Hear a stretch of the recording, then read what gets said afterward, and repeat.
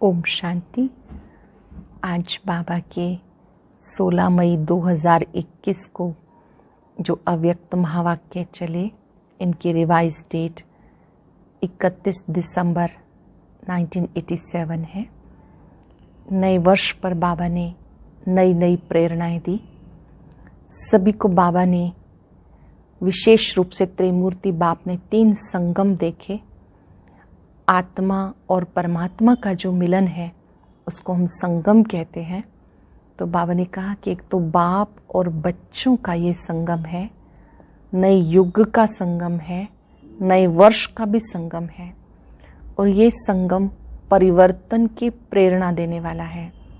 बाप और बच्चों के संगम पर श्रेष्ठ प्राप्तियां, श्रेष्ठ अनुभूतियां होती हैं।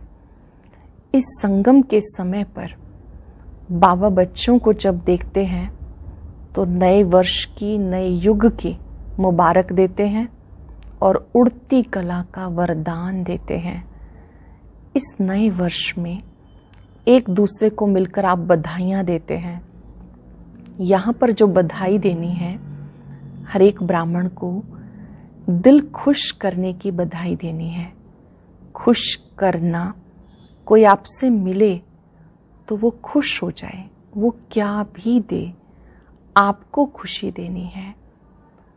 चाहे वो दुख दे, आप उसे सुख दो, क्योंकि आप सुखदाता के बच्चे हो। वो भले कांटा दे, आप रूहानी गुलाब दे, ये आपका कर्तव्य है। किसी को भी खाली नहीं जाने देना, दिल खुश कर देना, ये दिल खुश मिठाई है। कितनी भी कोई खाए, बीमार भी खा सकता है, खिलाते रहना। बहुत सुंदर बात बाबा समझा रहे हैं कि इस नए वर्ष में बाप समान बनने का लक्ष्य रखो। संकल्प भी बाप समान, बोल भी, संबंध संपर्क भी बाप समान। जब बाप समान बनेंगे तो आप अनुभवी आत्मा बन जाएंगे। बाबा के साथ भी तभी जा सकेंगे जब आप बाप समान बन जाएंगे। बाबा ने कहा कि आप अपने आप से पूछो कि हमारे दिल से सबके लिए दुआएं निकलती हैं या धुआं निकलता है। विकारी मनुष्य होने के कारण ईर्ष्या, घृणा, द्वेष का धुआं निकलता है, पर आपके दिल से सबके लिए दुआएं निकलनी चाहिए। फरिश्ता होता ही है दुआओं का स्वरूप। तो आप मास्टर दयालु बनो, कृपालु बनो, मर्सीफुल बनो। कोई कैसा भी है उस पर भी कृपा करना। क्या कृपा करेंगे? बड़ी सुंदर कृपा बाबा ने बताई कि जो भी व्यर्थ देखा सुना उसको आगे मत फैलाओ। कभी कभी हम वर्णन करते रहते हैं, हर एक का एक तो होता ही है, तो एक से अनेक तक पहुंच जाता है, वो व्यर्थ का वृक्ष बन जाता है।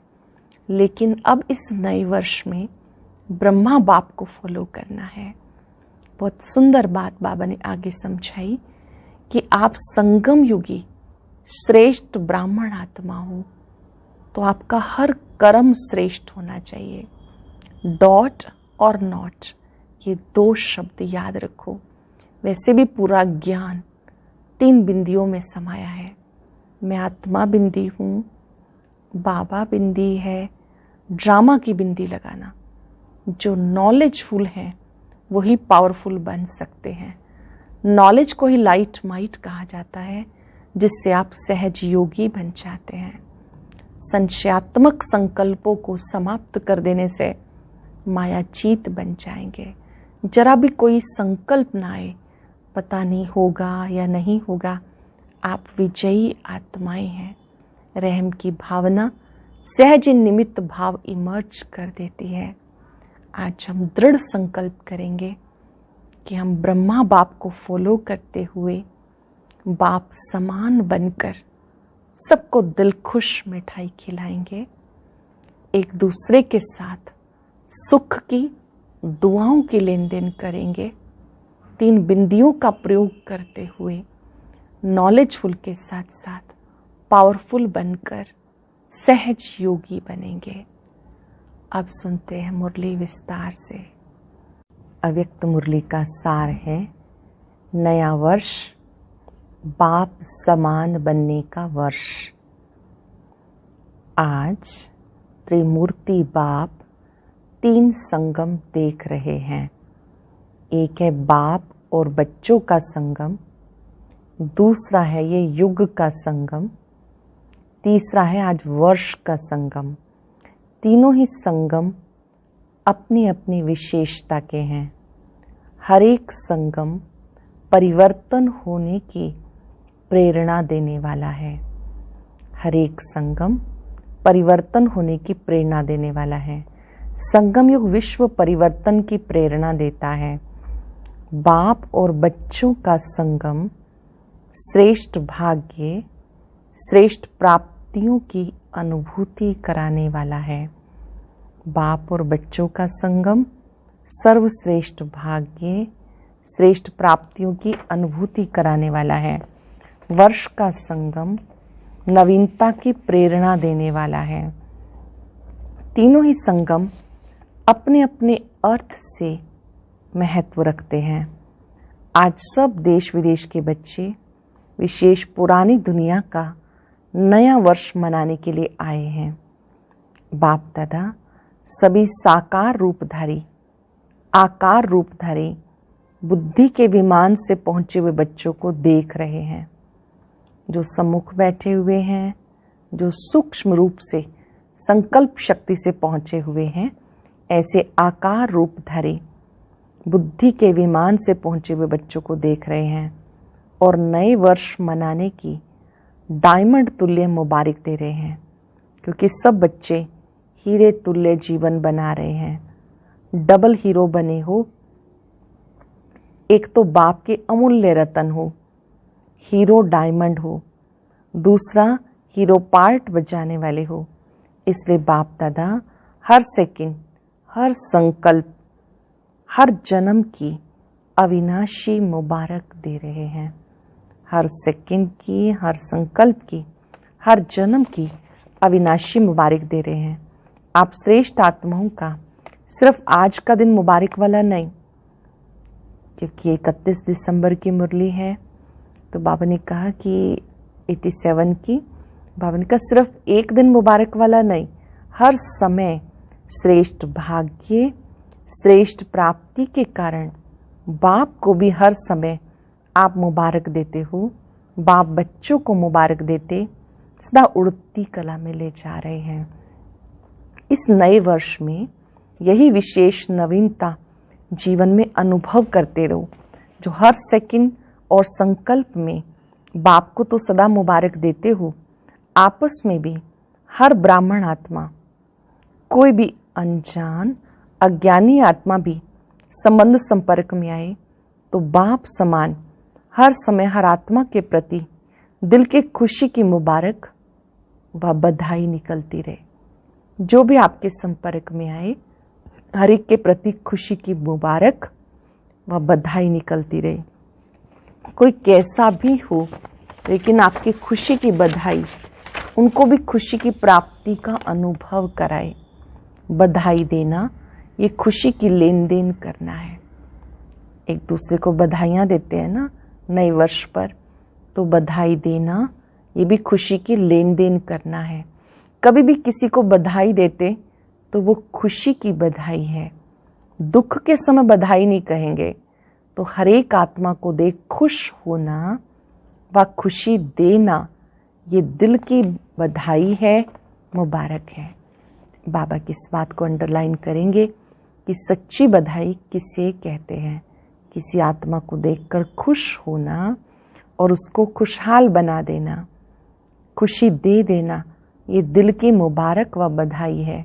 दूसरी आत्मा भले आपसे कैसा भी व्यवहार करे, लेकिन आप बाप दादा की हर समय बधाई लेने वाली श्रेष्ठ आत्माएं सदा हर एक को खुशी दो।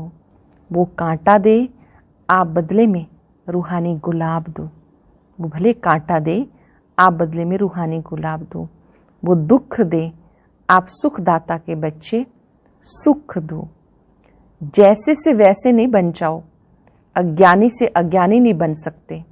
संस्कारों के व स्वभाव के वशीभूत आत्मा से आप भी वशीभूत नहीं बन सकते। आप श्रेष्ठ आत्माओं के हर संकल्प में सर्व के कल्याण की, श्रेष्ठ परिवर्तन की, वशीभूत से स्वतंत्र बनाने की दिल की दुआएं व खुशी की मुबारक सदा नेचुरल रूप में दिखाई दे, क्योंकि आप सब दाता देवता हो, देने वाले हो।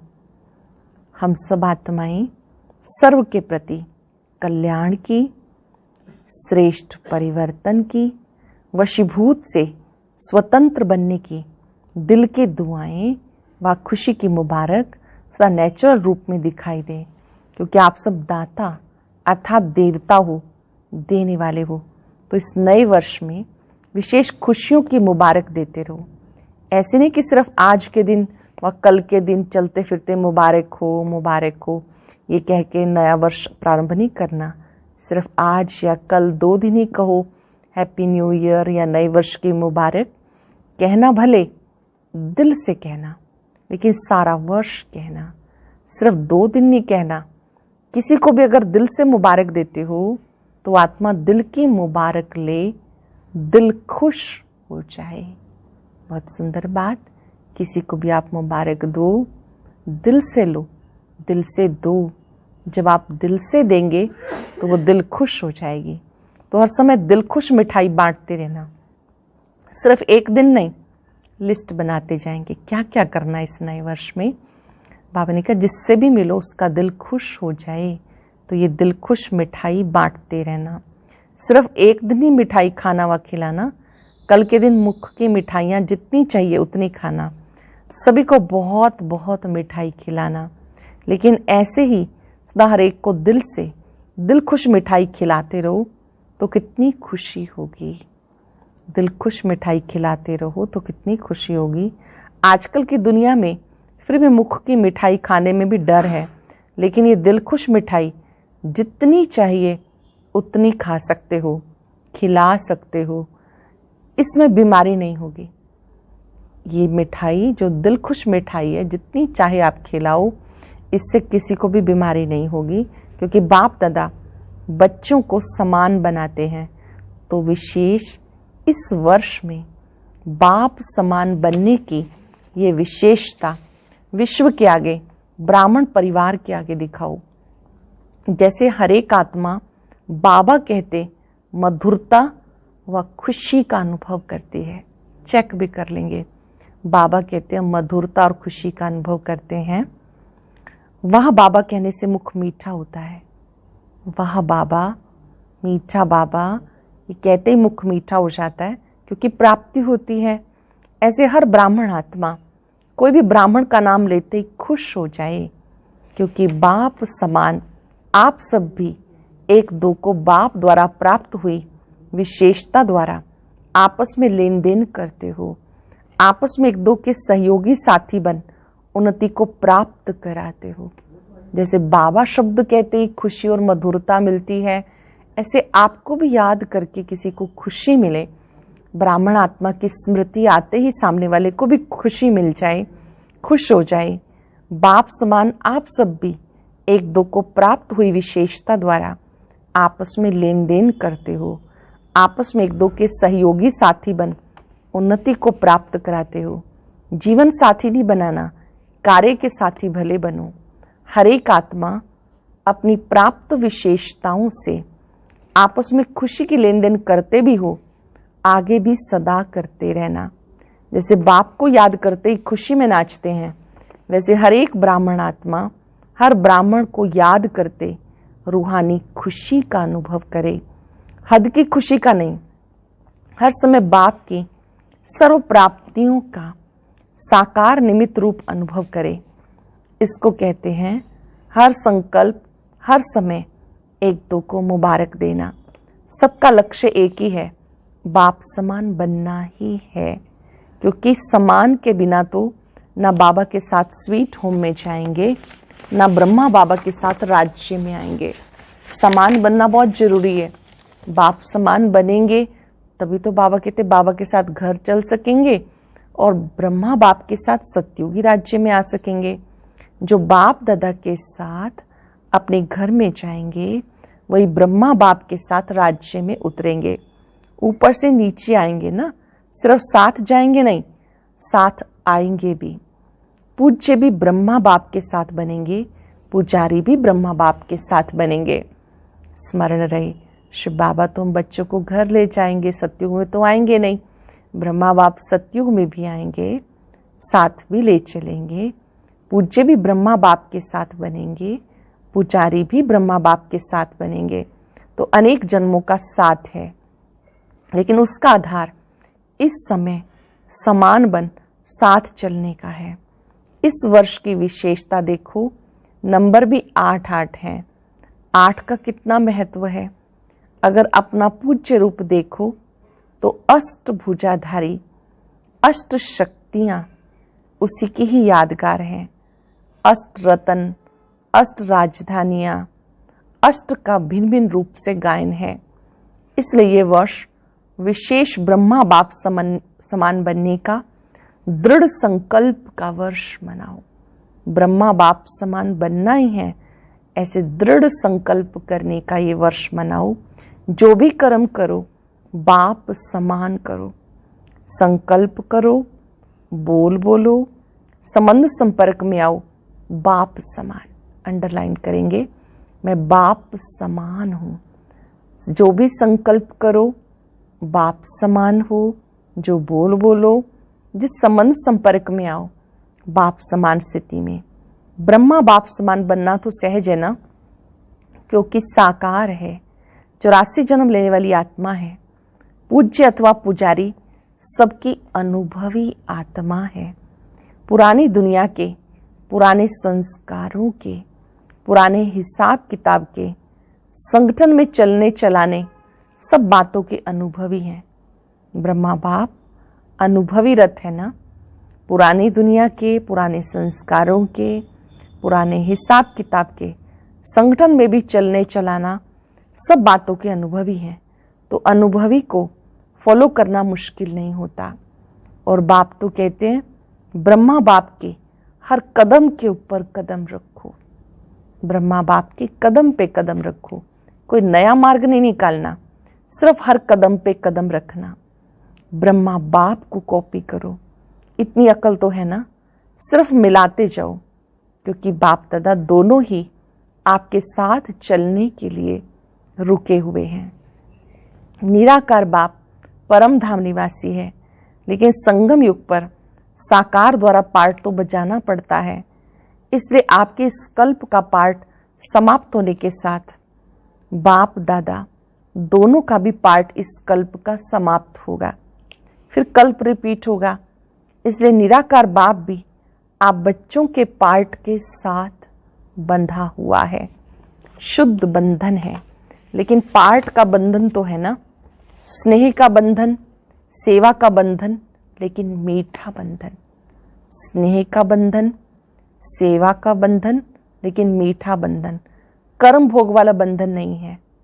तो नया वर्ष सदा मुबारक का वर्ष है, क्योंकि इस अभी से सदा साथ रहेंगे। अभी का साथ रहना सदा साथ रहने का वरदान है। नहीं तो बाराती बनेंगे और नज़दीक वाले संबंधी की बजाय दूर के संबंधी बनेंगे। कभी कभी मिलेंगे, कभी कभी वाले तो नहीं होना। पहले जन्म में पहले राज्य का सुख और पहले नंबर के राज्य अधिकारी विश्व महाराजा विश्व महारानी के रॉयल संबंध, उसकी झलक और फलक न्यारी होगी। अगर दूसरे नंबर विश्व महाराजा महारानी की रॉयल फैमिली में भी आ जाओ तो उसमें भी अंतर है, एक जन्म का फर्क भी पड़ जाएगा। इसको भी साथ नहीं कहेंगे। कोई भी नई चीज एक बार भी यूज कर लो तो उसको यूज किया हुआ कहेंगे ना, नया तो नहीं कहेंगे। साथ चलना है, साथ आना है, साथ में पहले जन्म का राज्य फैमिली रॉयल फैमिली बन करके आना है। इसे कहते हैं समान बनना। तो क्या करना है, समान बनना है या बाराती बनना है। बाप दादा अज्ञानी और ज्ञानियों का एक अंतर देख रहा था, एक दृश्य के रूप में देख रहा था। बाप के बच्चे क्या हैं और अज्ञानी क्या हैं। आज की दुनिया में विकारी आत्माएं क्या बन गई। जैसे आजकल कोई भी बड़ी फैक्ट्रीज, जहाँ भी आग लगती है तो आग का धुआं निकालने के लिए चिमनी बनाते हैं ना, उससे सदैव धुआं निकलता है। फैक्ट्री में ऊपर चिमनी रखते हैं ताकि धुआं निकलता रहे। चिमनी सदैव काली दिखाई देगी। आज का मानव विकारी होने के कारण, किसी न किसी विकारवश होने के कारण संकल्प में, बोल में ईर्ष्या, घृणा या कोई ना कोई विकार का धुआं निकलता ही रहता है। क्यों निकलता रहता है धुआं? क्योंकि विकारी हैं।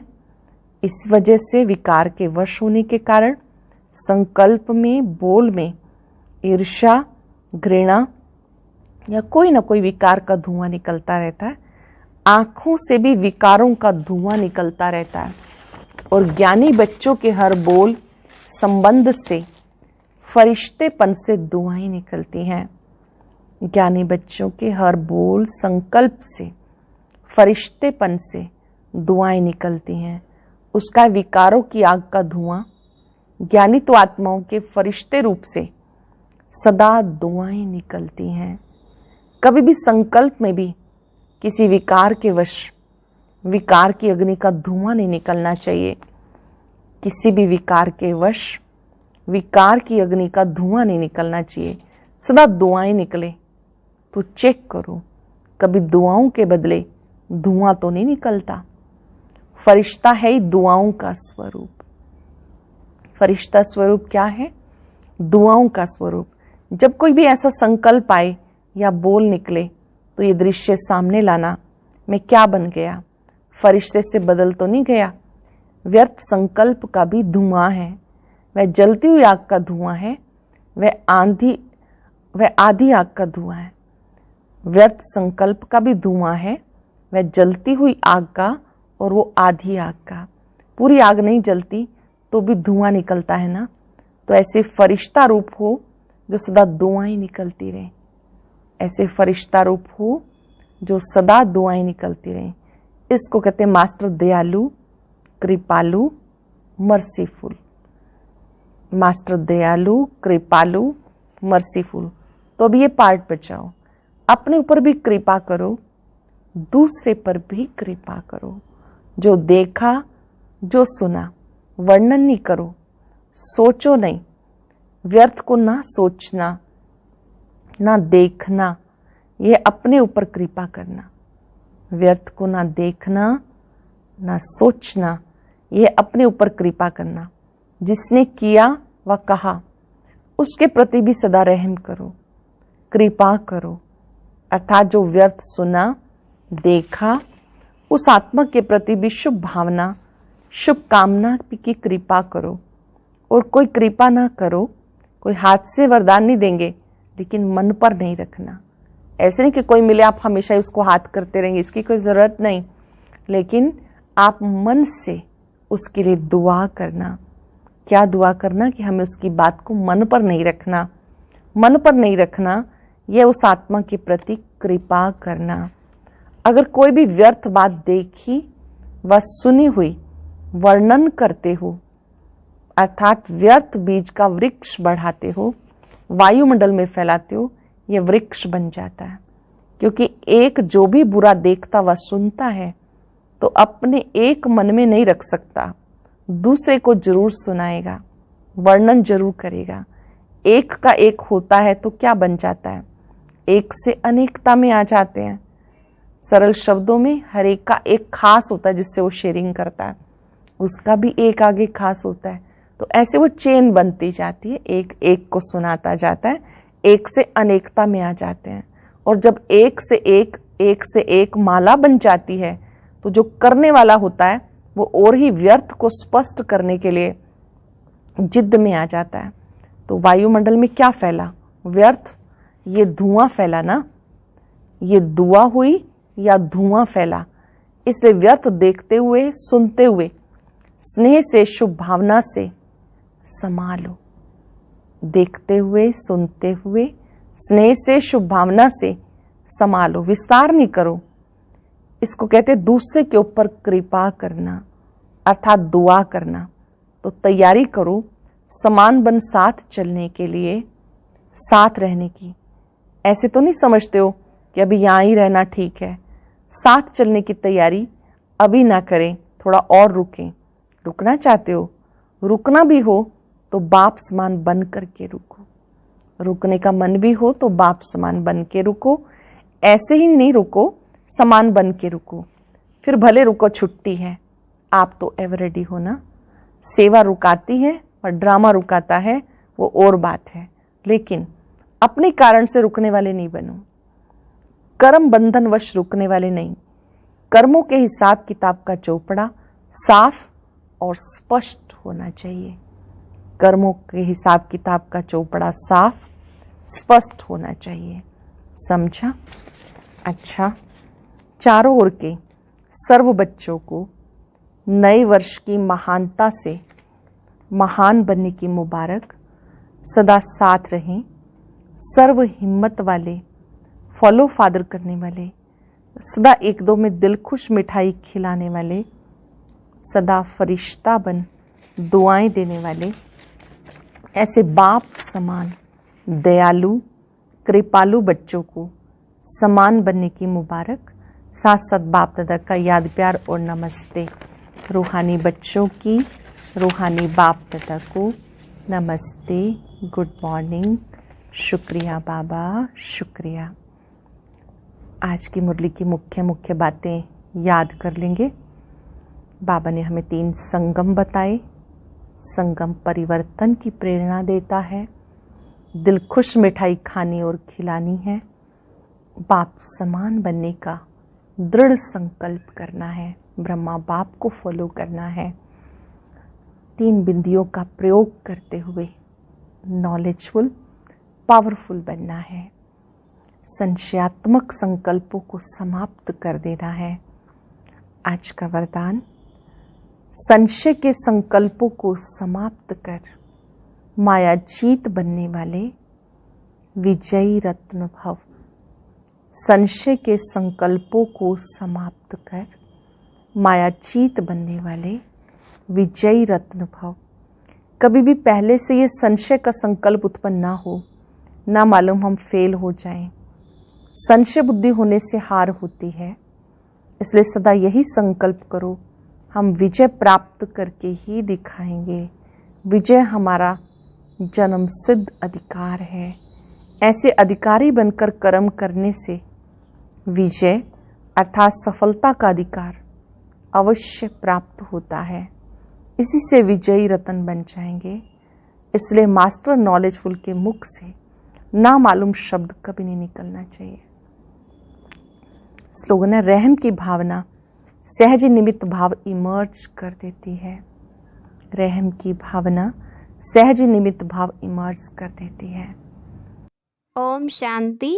आज की अव्यक्त मुरली जरूर सुने। उसके लिए ऊपर दिए गए बॉक्स को टच करें।